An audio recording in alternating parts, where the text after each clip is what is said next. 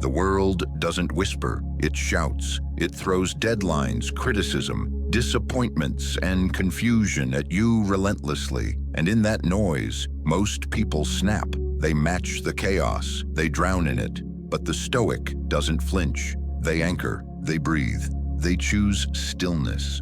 Not because life is easy, but because their clarity is stronger than the noise around them.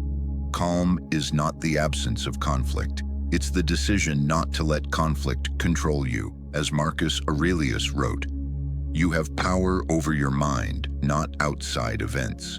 Realize this, and you will find strength." This isn't about pretending life is easy. It's about realizing that control doesn't come from forcing the world to be quiet. It comes from mastering your own inner silence, even when the world is loud. This episode isn't about escaping the storm. It's about standing tall inside it. You'll learn how to train your nervous system, reframe pressure, and stay rooted when others unravel. Welcome to Stoic Philosophy Daily, where your story matters. Share your experience or your biggest challenge below. Every comment you leave is a gift. Here, your voice matters. We read with care, answer with heart, and treat your journey as part of our own.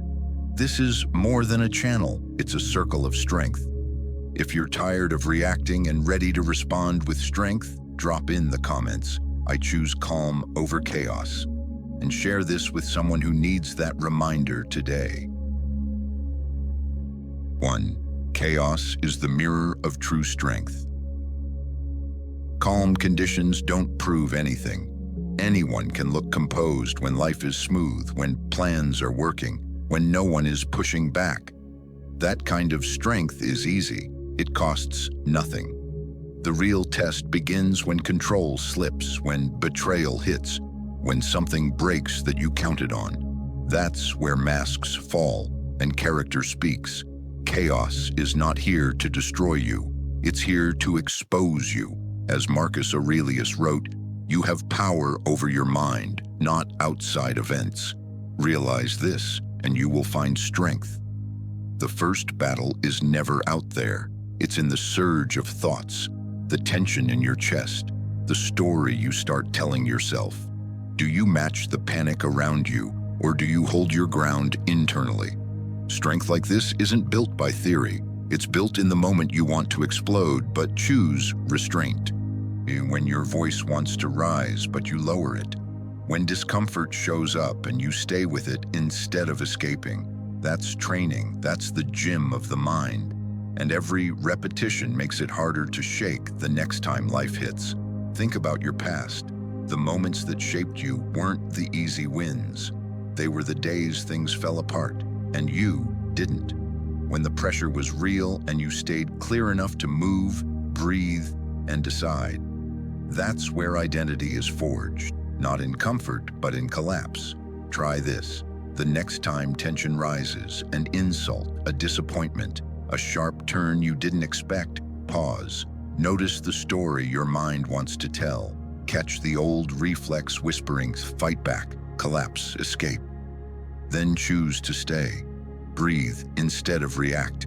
Feel the discomfort without needing to fix it. That one moment of stillness is your strength in action. Your power isn't shown in calm weather. It's tested when the ground shakes and you don't. So look back. What shaped you wasn't when everything went right. It was when everything went wrong and you still stood. That's real strength, not absence of pain, but presence inside it. At Stoic Daily, we believe storms don't destroy your character. They reveal it.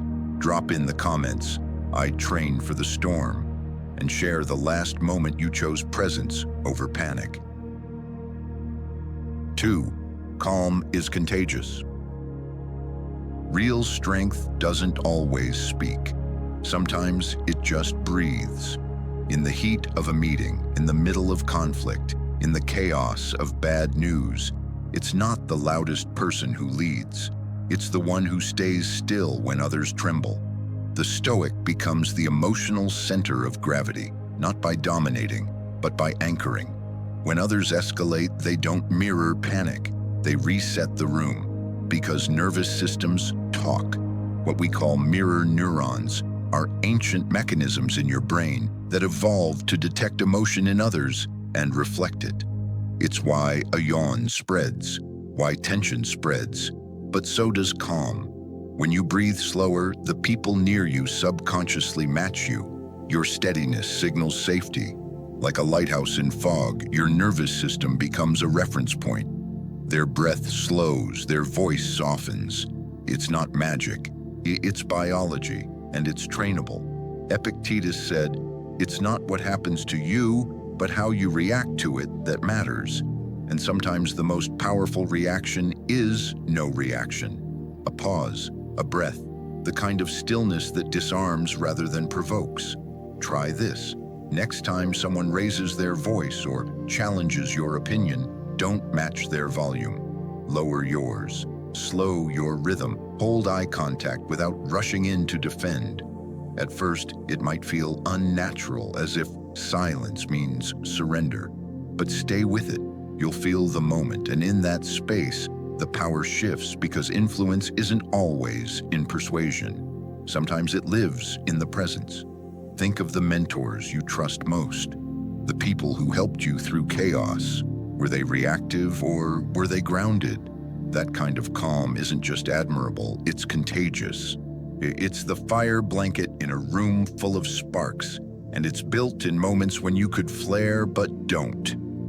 At Stoic Daily, we believe composure is one of the rarest forms of strength. Drop calm changes the room in the comments. And tell us who in your life showed you what real steadiness looks like. 3. Stillness is a weapon. We're conditioned to chase resolution, to fix, to explain, to fight back, as if every discomfort demands a reply. But the truth is, not every fire needs to be fed. Stillness isn't inaction. It's presence without panic. It's the trained art of noticing the storm and choosing not to join it. In the moment where life pressures you to speak, to move, to prove, the Stoic pauses. Not out of fear, but out of control. Because most reactions aren't decisions. They're echoes, conditioned reflexes from a nervous system wired by past pain, fear of judgment, or the need to protect identity. You lash out not because you're strong, but because some part of you still feels threatened. That's the real chaos, and the only way to step out of it is to become aware of it. Seneca said, "He is most powerful who has power over himself." That power doesn't always roar. Sometimes it breathes, it listens, it waits, not to escape the storm, but to stay centered inside it. Stillness gives you space. And in that space, something alchemical happens. Emotion decays into insight. The tension in your chest becomes clarity in your mind. You realize you don't need to win every argument, answer every attack, fix every misunderstanding. Some things pass if you let them, but they own you if you can't. Try this. Next time your chest tightens, your mind spirals. Your instinct screams, "Do something, don't." Sit. Watch the emotion like a wave rising. Let it crest, let it pass. Then ask, is this worth my peace? Does this reaction reflect my values or just my reflex? Stillness is how you hold your ground when the ground shakes. It's not a weakness, it's precision. The sniper doesn't flinch, the master doesn't rush. The oak tree doesn't chase the wind, it holds its roots.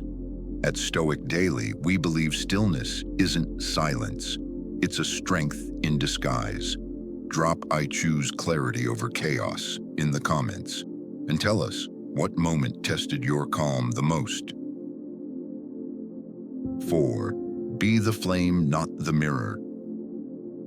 Most people don't even notice when they start becoming the room, matching its stress, its sarcasm, its speed. And just like that, the room owns them. But the Stoic doesn't reflect energy. They regulate it. This isn't a choice, it's neural mimicry. Mirror neurons, the brain's built-in empathy circuit, were designed to help us connect. But without awareness, they become traps, turning your nervous system into a sponge for someone else's storm. You were not meant to be a mirror. You were meant to be the anchor, to be like a lighthouse in a harbor of wreckage, steady, rooted, cutting through the fog with presence, not panic. Marcus Aurelius warned, "The soul becomes dyed with the color of its thoughts." But more than that, it becomes stained by the emotions it imitates. If you're not aware, your peace becomes a reflection of your surroundings instead of a principle you carry. Try this. The next time someone enters your space agitated or passive-aggressive, don't match their rhythm. Notice how your body wants to tense up. That's the pull. But pause. Lower your shoulders. Widen your breath. Speak from your center, not your spikes. Imagine you're resetting the tempo of the room, like a conductor lowering the volume of a frantic orchestra. You're not here to compete in tension. You're here to interrupt it, to remind others, through your steadiness, that urgency is not always clarity and loudness is not always leadership. When you respond from your nervous system, you become noise. But when you react from your values, you become a signal. This is what it means to be the flame. Not reacting to chaos, but staying lit in the middle of it and not flickering with every gust, but burning with quiet consistency. At Stoic Daily, we believe leadership begins with emotional ownership. Comment below, "I anchor peace," and tell us, what's one situation where you caught yourself mirroring energy instead of setting the tone? 5. De-escalate from within. Real calm isn't the reward you get when life finally quiets down. It's the discipline of slowing your breath when everything else is speeding up. Most people wait for peace to arrive like the weather. But the Stoic knows it's not something you wait for. It's something you generate. Every day something triggers you, a careless word, a delayed result, a broken promise. Your breath shortens, muscles tighten, the mind demands action. But in that gap between what happens and what you do lies your greatest test. Will you escalate, feed the flames of outrage, lash out, spiral into old patterns? Or will you pause, not to suppress, but to soften the grip of your own reaction? This is the art of inner de-escalation, like taking your hands off a spinning wheel before it throws you off. You don't wait for the world to slow down. You slow yourself down, internally, privately, deliberately. Marcus Aurelius wrote, "You have power over your mind, not outside events. Realize this, and you will find strength." The Stoics didn't train to fix everything. They trained not to be consumed by it. Because interpretation is everything. The insult only burns if you strike the match. Try this. Next time your jaw tightens or your heart races, whisper this to yourself: "I don't owe my energy to every disturbance." Breathe through the heat. Let your emotions speak without letting them scream. Imagine you're standing in a room full of shouting voices, but you hold a volume dial in your hand. Turn it inward. Lower the chaos inside before responding to the chaos outside. Yes, your ego will resist. It wants justice. Your pride wants the last word. But true strength is restraint with reason. De-escalation isn't weakness, it's wisdom. And emotional sobriety is a higher power than emotional victory. At Stoic Daily, we believe you don't always win by fighting louder. Sometimes the most powerful move is no move at all. Comment below, "I choose calm over chaos." What's one trigger you're learning to de-escalate from within? 6. Anchor to breath and clarity. Storms aren't always loud. Sometimes they're silent, spinning inside your own mind. A single comment, a missed opportunity, one unanswered message. Suddenly your chest tightens, thoughts scatter, and the world feels like it's closing in. That's not chaos outside. That's the internal storm, and your breath is your first lifeline. The Stoic doesn't race it, he anchors beneath it. And that anchor starts with the one tool always available, yet rarely respected: your breath. Not shallow autopilot breathing, but conscious breath. The kind that interrupts panic, slows your pulse, and brings your mind back into your body. Marcus Aurelius never wrote a manual on breathwork, but he lived by its spirit. Pause, observe, return to reason. You have power over your mind, he said, not outside events. And when your breath is calm, your mind can follow. Try this. When the wave hits, an argument, a delay, bad news, pause. Feel the urge to act. Don't. Instead, drop into breath. Ask, is this mine to carry or just noise? That one breath is the door. Through it comes clarity. Clarity doesn't mean figuring it all out. It means separating fact from fear. It means noticing the story your emotions are trying to write and rewriting it with reason. Clarity speaks softly, but it speaks the truth. This hurts, but it doesn't have to define me. This feels urgent, but it may not matter in a week. In practice, this looks like stepping away from the screen before replying. Read the message before you fire back. Breathing through your shaking hands before a hard conversation. Small acts, but they change the outcome. They shift you from reaction to reflection. Because clarity is not a trait, it's a choice. One you make again and again, especially when you're tested. And every time you choose it, you teach your nervous system what strength really feels like. Steady, present, unmoved. So when life feels loud and fast, become the stillness. Become the breath. Become the one who doesn't rush to judge, to speak, to panic. That kind of calm isn't found. It's forged. At Stoic Daily, we believe that clarity begins where panic ends, with one breath and the choice to return to yourself. Share this with someone who needs an anchor today. 7. Detach to stay centered. Imagine standing in the middle of a hurricane, grasping desperately at debris flying past you. That's what the untrained mind does in chaos. It clings to outcomes, assumptions, control, validation, anything that feels like certainty. But the tighter you hold, the more you get dragged. Detachment isn't checking out, it's checking in, fully aware, fully present, but no longer enslaved by what doesn't belong to you. The Stoic doesn't become cold, he becomes free. Marcus Aurelius said it best. You have power over your mind, not outside events. Realize this and you will find strength. Real detachment is the act of loosening your grip so you can return to your center. It means you stop making your peace dependent on traffic, timelines, likes, or other people's moods. The storm keeps moving, but you stop dancing to its rhythm. You step back, not to withdraw, but to regain perspective. You ask yourself, is this mine to carry? Or am I holding what was never mine to begin with? When you begin to answer that honestly, you'll feel it, a subtle shift. Your breath deepens, your shoulders drop, your reactions are slow. Because suddenly you're not reacting to life. You're responding from a place of clarity. Detachment isn't passive, it's powerful.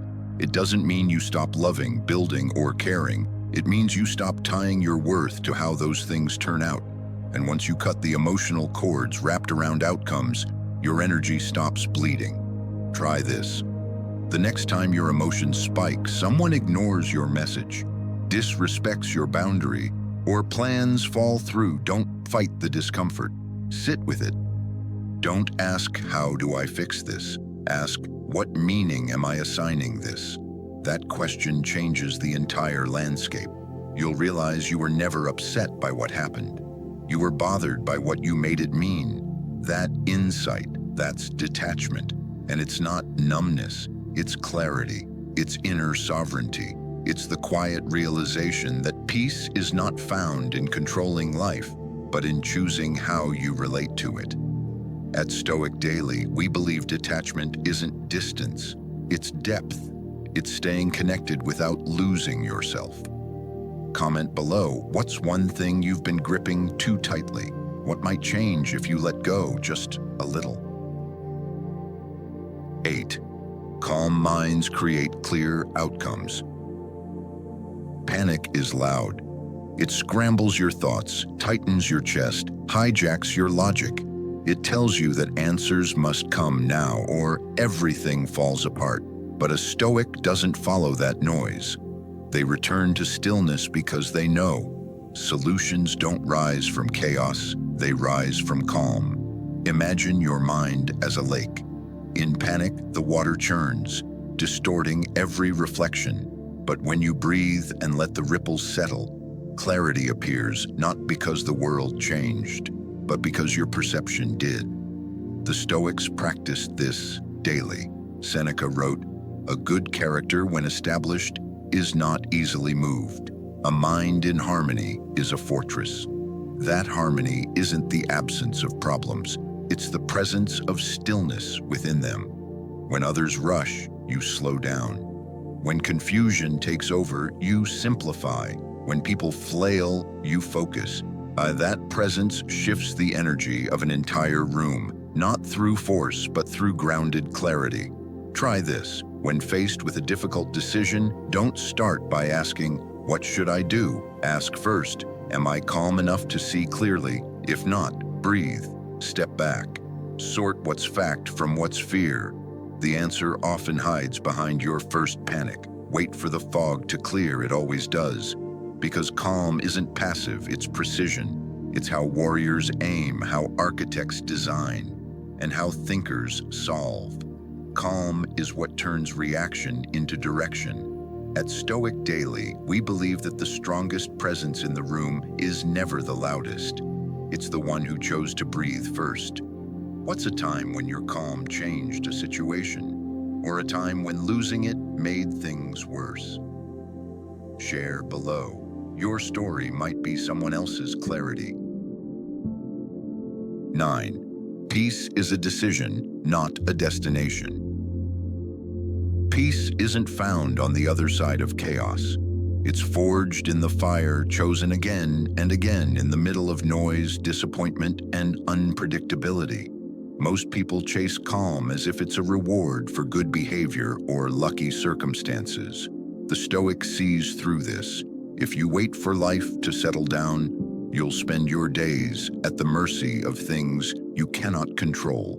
Peace is a practice. It's a mindset you return to every time the world gets loud. When deadlines close in, when plans fall apart, when people test your patience. True peace isn't about shutting out reality. It's about meeting what's real with strength and self-respect, refusing to be pulled off center by anyone or anything. Epictetus said it simply, "It's not what happens to you, but how you react to it that matters." This is not a feel-good slogan. It's the very core of your power. The work is in the choice. Over and over, you'll face moments that tempt you to snap, spiral, or get swept away. In those moments, pause, breathe, choose stillness over reaction, values over ego, clarity over chaos. Every time you do, you build a stronger foundation, one that doesn't crack when the pressure rises. Your calm becomes contagious. People will feel it when they're around you. Here's the test. When the world is noisy, when emotions rise, when the day unravels, do you lose yourself or return to center? If your peace is tied to what others say, to what breaks next, to what you can't control, it's time to take it back. Each act of presence, each deliberate breath is a statement. I choose how I stand in the storm. Remember, peace is not passivity. It's power under control. So it's the unspoken confidence of knowing I may not have all the answers, but I won't lose myself searching for them. The real mark of growth isn't avoiding the fire, it's walking through it with your center intact. At Stoic Daily, we believe peace is built in the middle of chaos, not the end. Drop "I choose peace in the storm" in the comments. What's one situation you'll use as practice for calm this week? Inner peace is your daily discipline. Every quiet decision matters. When you choose to let go instead of grasp, to listen before you speak, you're either building your foundation or letting it crack. Stoicism isn't here to promise you comfort or success. It offers something rarer, an inner peace that can't be taken away, even when the world is shaking. True clarity, true strength, these aren't gifts. They're built in practice. You train your breath to stay calm when anxiety hits. You teach your eyes to focus when your thoughts are clouded. You guide your mind over and over to return to what you can control and let the rest move through you like passing weather. At Stoic Philosophy Daily, we believe peace is a daily choice, earned, not given. What's one moment today where you'll return to your center instead of chasing control? Drop "I build peace in practice" in the comments and let the world see your calm, even in the storm. If you're seeking more, discover the full path on my channel.